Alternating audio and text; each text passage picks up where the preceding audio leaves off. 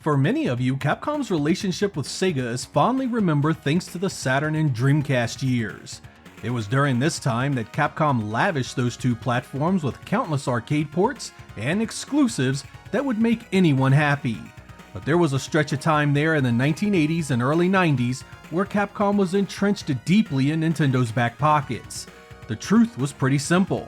Capcom focused all of its in-house development on the machines Sega was in direct competition with.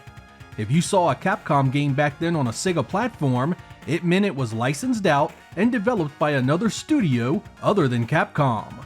Going back to the likes of Ghouls and Ghosts, Strider, and Forgotten Worlds on the Genesis, it was actually Sega themselves that developed those titles. Capcom would not develop a game internally until 1993's Street Fighter II Special Champion Edition. It was here that Capcom finally broke free of Nintendo's yoke and truly gave Sega some real support. And that's the subject of today's video. We will be looking at Street Fighter II Special Champion Edition, talk a little bit about its history, quality, and legacy, and see how it fared against the arcade original. Was this the port Sega fans had been waiting for, or was this a half-assed attempt to squeeze a few extra funds from hungry Sega fans? Let's find out.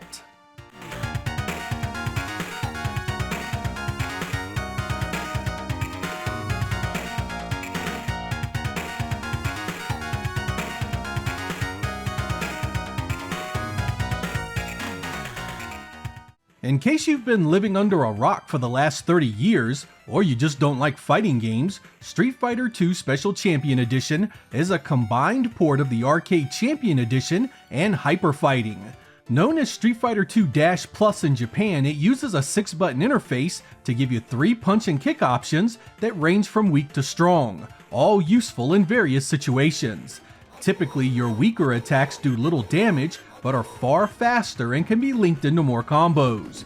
Your stronger attacks do a lot more damage, but is slower and typically used to end combos with a bang. Throws are a big part of the combat as well, usually initiated by walking into your opponent and pressing the medium or strong attack button. Should you be grabbed or dizzied, shake the directional pad back and forth to escape or recover. The bread and butter of Street Fighter II is of course its special moves, an assortment of attacks typically pulled off with both button and directional pad inputs. These tend to dole out vicious damage and act as a great way to extend your combo hits. Fortunately, this game uses the Sega 6-button arcade pad, which gives you everything you need to pull off every move and combo with ease. Heck, Sega practically created the thing just for this game. Every so often, you'll encounter a bonus stage where you must destroy something in a certain time frame. This gives you extra points. Special Champion Edition also gives you all 8 of the original fighters, plus the added bonus of playing as the 4 boss characters, adding up to 12 total combatants. There is also a versus mode to allow 2 players to battle with all sorts of different rules, such as damage potential and even special moves you can turn off.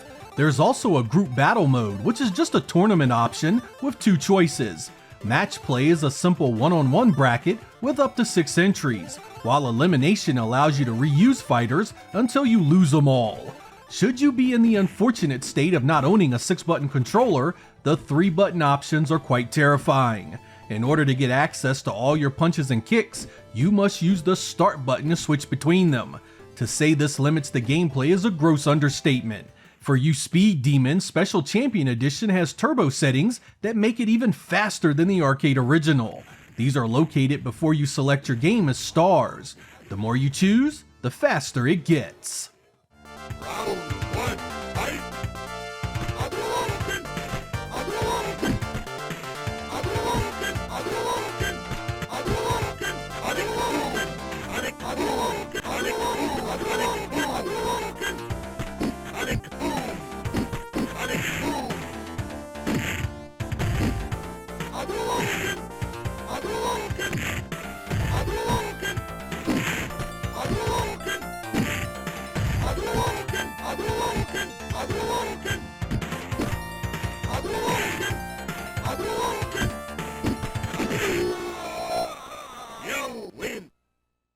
Special Champion Edition is a very nice looking game.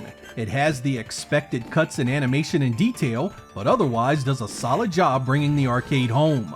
Primarily, you'll notice a reduction in sprite size and color, and side by side these do make quite the difference. In the console port, you have smaller fighters with less frames of animation, against backdrops that are missing a fair amount of animation themselves.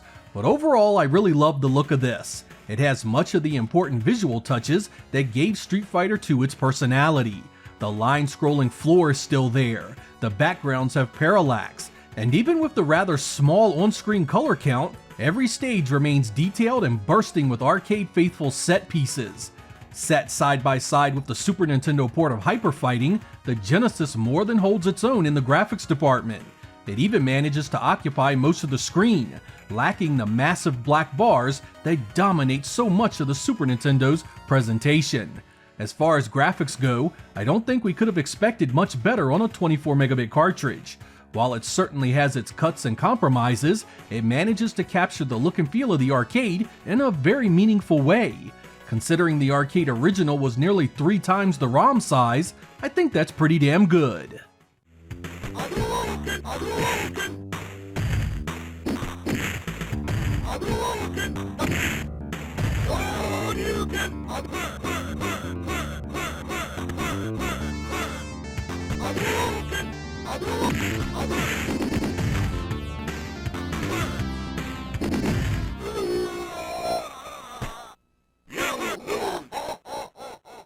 I think it's fair to say that Special Champion Edition on the Genesis has the looks and gameplay of a winner. That leaves just the sound to drag it down, and boy does it drag it down and then some. Whether due to their lack of experience with Sega's hardware, or just good old-fashioned incompetence, Capcom did a terrible job on the sound effects. The screeching and garbled voice work here was the worst of the 16-bit console ports. Stages like the elephants are so bad, I have actually turned the game off to avoid it. And every single game magazine review at the time made sure you knew about it. It really doesn't matter how big a Genesis fan you are, there is just no denying that most of the sound effects here are terrible. There is a small victory in the stage music available for each fighter, however. There are quite a few tracks that sound pretty good, arguably closer to the original arcade music than even in the Super Nintendo. A lot of that will boil down to your tolerance of FM synth, but there is no question the music fares far better than the voice work. Here are a few samples to get you thinking. Round 1, fight!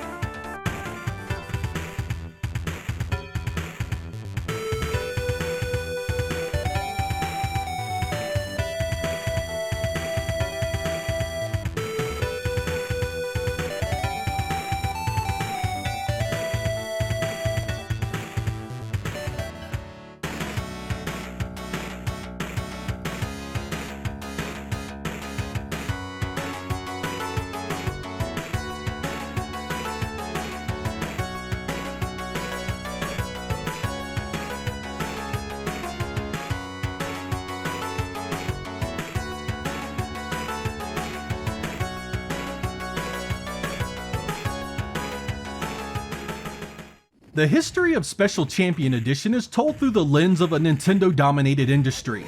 While Sega made meaningful inroads during the 16-bit era in the West, Nintendo still owned the Japanese game market with an iron grip.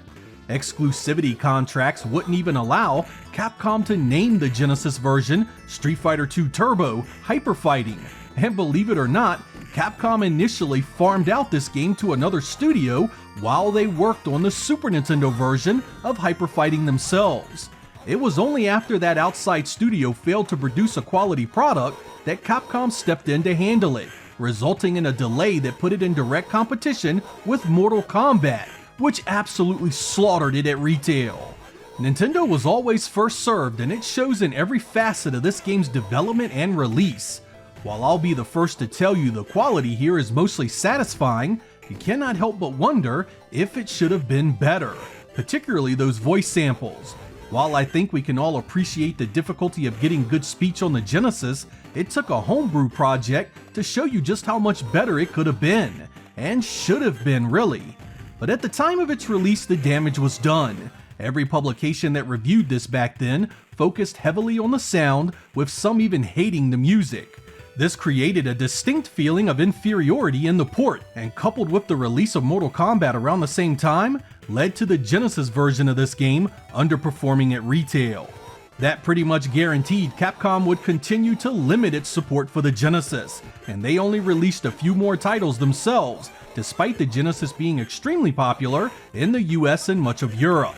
While many Sega fans, including myself, were happy to get it, Special Champion Edition on the Genesis left a mixed legacy that often sees it as the inferior option.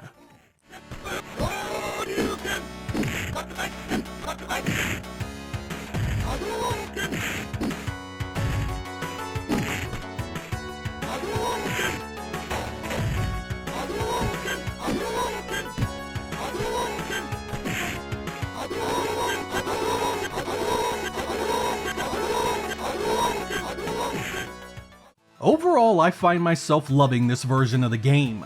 I lament the rough voices, but love the gameplay with that 6-button controller.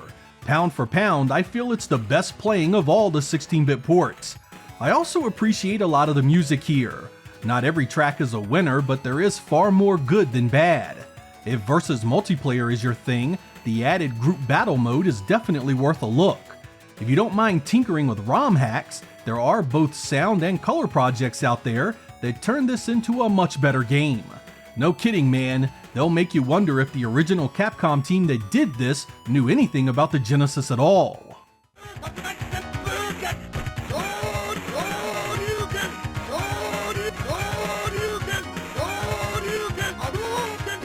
I'll throw a few links in the description so you can take a look at them. Whether you go the hack route or not, if you're a Sega Genesis fan, I consider this a must-buy despite its shortcomings and sound effects. It's got the gameplay and visuals that do the platform proud and easily make it the best fighting game on the Genesis. It's got all the moves, combos, fighters, endings, and modes you'll need to keep you coming back for more. We wouldn't see a nearly perfect port of this game at home until the Saturn and PlayStation came along some years later. By then it really didn't matter because we had the Alpha series and even Capcom's Marvel games began showing up. I imagine your love for this boils down to whether you had it as a kid or not. Those that had options to play or own every version out there likely see it in a far harsher light than those that didn't. As someone in the former category, I still love this game. Those voice samples sucked for sure, but as far as pretty much every other area goes, it was a home run that was well worth the wait. I'm Sega Lord X, thank you guys for watching, and I will catch you next time.